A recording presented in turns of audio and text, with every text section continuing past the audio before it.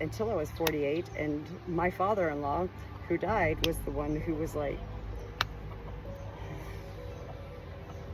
as he was dying, shared a moment with me that I'm still trying to embrace. And I'm grateful to be a part now of a study, a forum of such persons who've experienced what's called shared death experiences.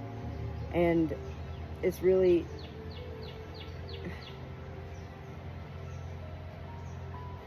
helped me to make further sense, you know, and yet that what happened to me, it was out of this world. I'm driving up the interstate on January 28th, 2022 to be here as my father-in-law was dying, and my father-in-law, still alive from his deathbed, like was present with me the whole time on January the 28th. And I met Jesus, I'm not even, you know, it is crazy. It is crazy, and yet none of it was crazy to me. It was all fully like, oh, not even out of body experience. Like, it was all like, oh, there is something real here, but I can't quite understand. Jesus?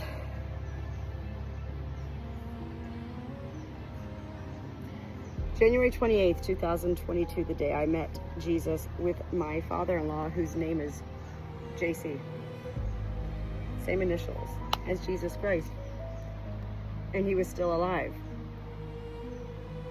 Jesus?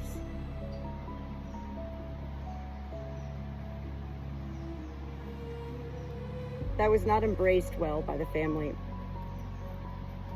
when I shared my long journey in the first time in my life, probably 20 years, that I had been traveling a long distance in a car on interstate roads alone, with no dogs, no cats, no animals, no children.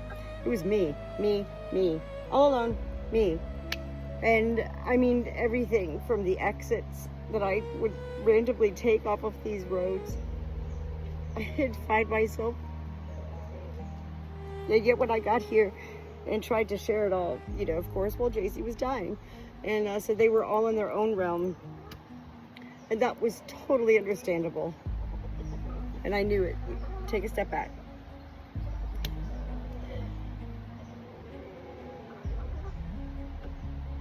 JC had a dog, a Chihuahua named Benji, that when I arrived, I heard barking and asked where he was.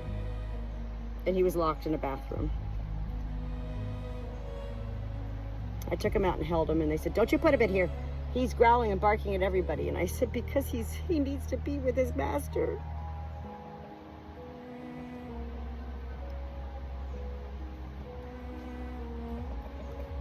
I was so grateful years ago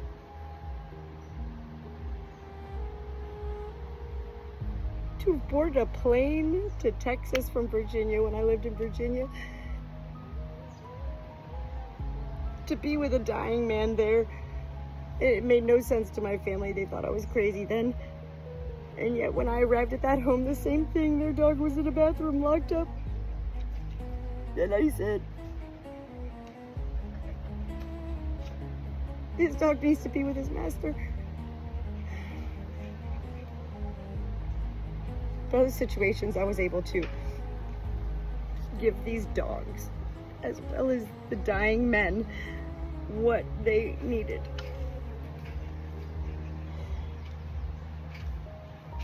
Here, on January 28th, 2022, none of that went over well with anybody.